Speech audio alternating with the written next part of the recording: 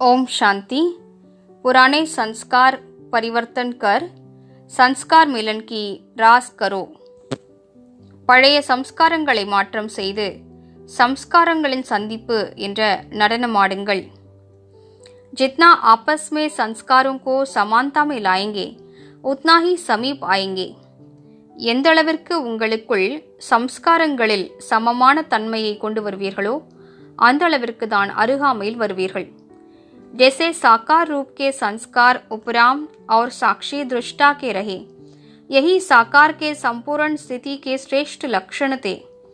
साकार பிரம்மா பாபாவின் ரூபத்தில் அவரது சம்ஸ்காரங்களாக விலகிய நிலையும் சாட்சி பார்வையாளர் என்ற நிலையும் இருந்தன.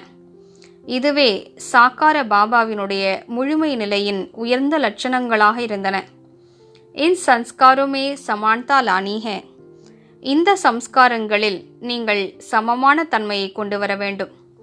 इससे ही सर्व के दिलों पर विजयी होंगे और जो संगम पर सर्व के दिलों पर विजयी बनता है वही भविष्य में विश्व महाराजन बनता है.